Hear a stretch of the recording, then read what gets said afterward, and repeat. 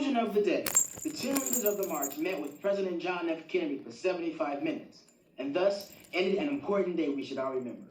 The end. Well, interesting.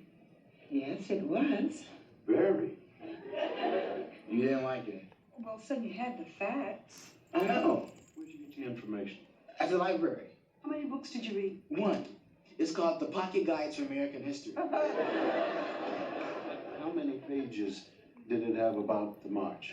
One, but there was a little bit on the top of the next page. So this is a condensed version of historical events. Right. And not one mention about A. Philip Randolph. Right.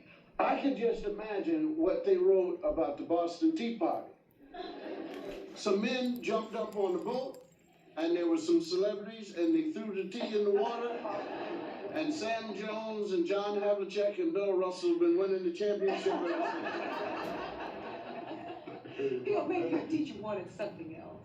Like what? Well, honey, you could have written more about the people, you know, why they got involved and what they felt. I can tell you what they felt. Hot. Yeah, it was rather warm that day. We were lucky. We were on an air-conditioned bus, and all of them didn't have it. Many buses, just hundreds and hundreds of. And the singing. Yes, the singing. You could hear the singing coming from every bus. We sang all the way down there. Not everyone was singing. Please don't start up. You had to tell your father to keep quiet.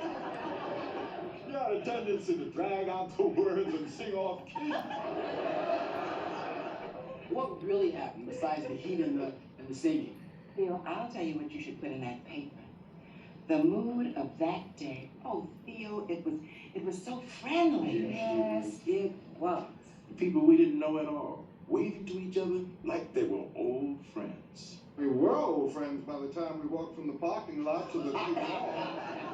It was a couple of miles at least. We had to march to the march. You saw all kinds of people, all colors, from every part of America. They carried signs and they wore buttons to let you know where they'd come from. I traded buttons with a man from Portland, Oregon. Walked around all day long with that button on. Kiss me, I'm Irish. You didn't stop there.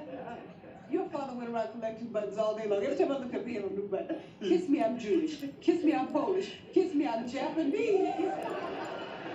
And I still have those buttons up there. Oh, we have a whole drawer full of reminders from that day. It must have been great knowing you guys were going to be part of history.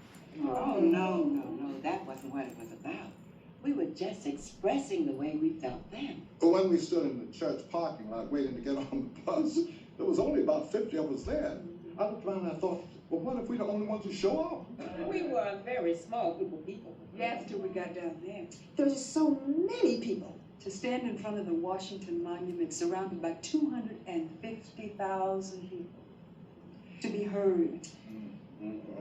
See, Theo, that's the one thing that you can't get in the history books. That's the one thing you can't capture. The people. I guess so. And you should have seen what it was like when we went back to the buses. Right, people held hands and smiled. There was a feeling of joy and pride. You know, the newspapers said it was going to be trouble, but there wasn't any. It was lovely, peaceful. It was peaceful. I still carry a little of that day with me. Dr. King said, I don't think I'll ever forget.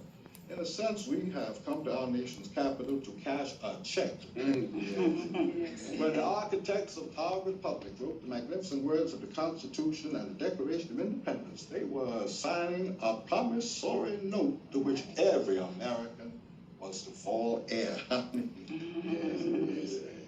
This is great. I didn't have to go to the library after all. All I had to do was have dinner with my family. Thanks. Wait. Up in the bottom drawer of your mother's dresser, pictures, old newspaper clippings.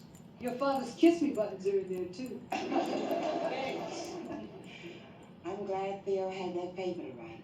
It brought back a lot of memories. It certainly did. And Russell, do you remember someone sitting way in the back of the bus starting to sing? Mine eyes have seen the glory of the coming of the Lord.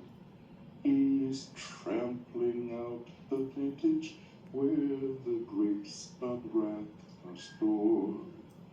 He hath loosed the fateful lightning of his terrible sword.